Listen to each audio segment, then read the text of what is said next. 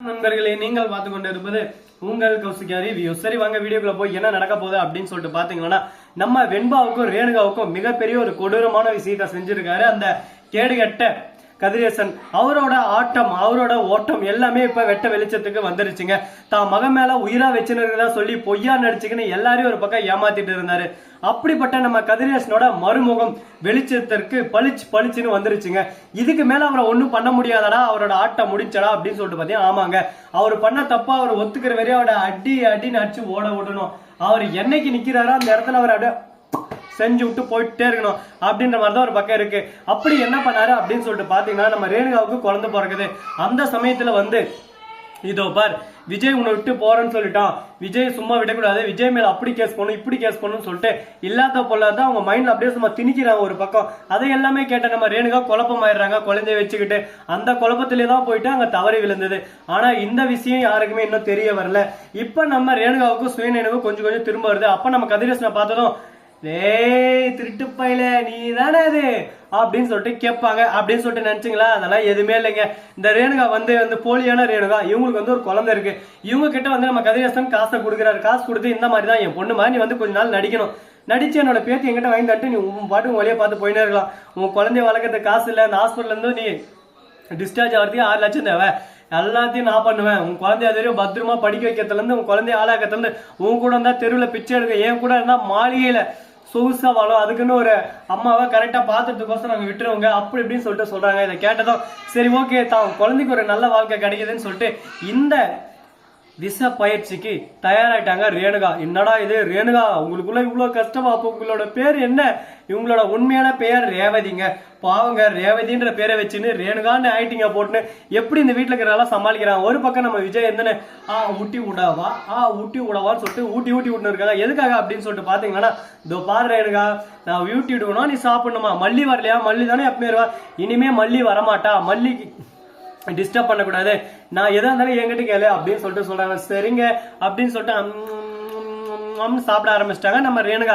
அதே சமயத்தில் நம்ம விஜய் பேசுனது எல்லாமே இப்போ என்ன பண்ண போறாங்க, ஏது பண்ண போறாங்க, பாவங்க அந்த ரேவதி மாட்டுன்னு ஒரு பக்கம் முழிச்சுன்னு இருக்காங்க. அதே சமயத்துல இப்ப இவங்களோட விஷ பயிற்சியில இவங்க மாட்டின்னு இருக்காங்க. இதுக்கப்புறம் தப்பிக்கிறதுன்றது நடக்காத ஒரு விஷயம். அது மட்டும் இல்லாம ஒரு பக்கம் நம்ம ரஞ்சிதம்மா, மறுபக்கம் ராஜேஸ்வரியும் யார் அங்க வந்து இருக்கிறது, மல்லின்ற பேர்ல தானே ஹாஸ்பிட்டல் வந்திருக்காங்களா பாருங்க அப்படி இப்படின்னு சொல்லிட்டு கேக்குறாங்க. அந்த மாதிரி எதுவும் இல்ல, எதுவும் இங்க நடக்கல. இங்க நடந்தது ஒரே ஒரு விஷயம் தான் அப்படின்னு சொல்லிட்டு சொல்றாங்க. என்ன விஷயம்? இந்த மாதிரி எல்லாம் ஒரு பக்கம் பிரச்சனை போயிட்டு இருந்தாலும் அதே சமயத்துல மறுபக்கம் என்ன நடக்குதுன்னு சொல்லிட்டு பாத்தீங்கன்னா, இப்ப அந்த ராஜேஸ்வரி ரஞ்சிதம் இருக்காங்கல்ல, மல்லி பிரெக்னண்டா இருக்கா, வயிற்றுல குழந்தை இருக்கு அப்படின்னு சொல்லிட்டு ரேவதி சொல்றாங்க. என்னது குழந்தையா குழந்தையா குழந்தையா குழந்தையா குழந்தையா குழந்தையா இல்லைங்க குழந்தையா, ஓகே அப்படின்னு சொல்லிட்டு நம்ம ராஜேஸ்வரி ரஞ்சித்தை பார்த்து சொல்லிட்டு அப்படியே சும்மா சிரிச்சுன்னு போறாங்க. இதுக்கு மேல ஒண்ணும் பண்ண முடியாது, மல்லி தான் எல்லாமே அப்படின்னு சொல்லிட்டு சொல்றாங்க. என்ன பேசுறது ஏது பேசுறதுன்னு சொல்லிட்டு தெரியாம ஒரு பக்கம் முழிக்கிறாங்க. திருன்னு திருவிழால காணாம பண்ண மாதிரி. இதுக்குதான் சொல்றது, அகர முதல எழுத்தெல்லாம் ஆதி பகவன் உதற்றே உலகு. அந்த மாதிரிதாங்க, நீ என்னதான் பெரிய லாடா இருந்தாலும், நீ லப்புக்கு தாசா இருந்தாலும், அந்த உலகத்தை பொறுத்த வரைக்கும் நீ ஒன்னும் இல்லாதவனாரசா. அதனால நீ இன்னும் பெற வேண்டியது எவ்வளவோ இருக்கு. அதனால உன் இஷ்டமா இருக்க ஆண்டு கூடாதுங்க அப்படின்னு சொல்லிட்டு நம்ம கதிரேசனுக்கு சொல்லி விட்டுலாம்.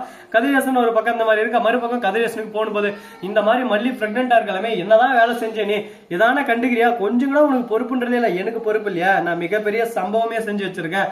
சம்பவம் சரித்திரமா நாளைக்கு தெரியும். அப்போ ஐயோ நீங்களா இப்படி பண்ணீங்க, வரே வா, வேற லெவல். இந்த மாதிரி விஷயமெல்லாம் உங்களால் மட்டும் தான் பண்ண முடியும். பர்ஃபெக்டா இருக்கிறீங்களே, எப்படிங்க ஓ பாசிபிள் அப்படின்னு சொல்லிட்டு கேக்குறாரு நம்ம தலைவர் ராஜேஸ்வரி. உடனே பாக்கணுமே, நாங்க தான் இதுக்கு மேல இந்த ஏரியாவே நம்மள தான். மறுபக்கம் வெண்பா இருந்தேன், எனக்கு இந்த ரேணுகா அம்மாவை சுத்தமா பிடிக்கல, எனக்கு மல்லி அம்மா தான் வேணும். அப்ப டாடா அங்க பாருங்க, ரேணுகா அம்மாவை விட்டுட்டு மல்லி அம்மா ஒழுங்கு அங்க வச்சு பாருங்க. மல்லி அம்மாவை மட்டும் நீங்க அனுப்பிச்சிடுங்க, அதுக்கப்புறம் நானும் மல்லி அம்மா கூட போயிடுவேன், எனக்கு மல்லி அம்மா தான் வேணும், மல்லியம்மா அப்படின்னு சொல்லிட்டு பாட்டு பாடினா இருக்காங்க. அடடா, மல்லி அம்மா மேல எவ்வளவு ஒரு பாசம் நேசம் குசுவாசம் இந்த மாதிரி நிறையவே இருக்கு உங்களுக்குள்ள. இதை பார்க்கும்போது நமக்கு ஒரு பக்கம் வாவ், இந்த மாதிரி ஒரு காதல் ஜோடியை, இந்த மாதிரி ஒரு புரிதல் அறிதல் இருக்கிற ஒரு ஜோடியை பார்க்கறதே ரொம்பவே அரிது அப்படின்ற மாதிரி தான் ஒரு பக்கம் இருக்கு. அதே சமயத்துல நம்ம ரேணுகாவை பார்த்துறாங்க நம்ம மல்லி. எல்லாருமே நமக்கு சக்கால்ட்டின்னு அப்படிதான் சொல்லுவாங்க.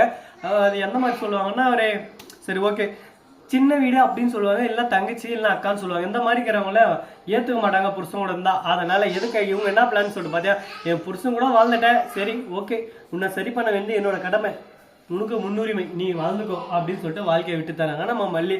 அடாடா மல்லி, இந்த மனுஷன் யாருக்குவா வர மல்லி.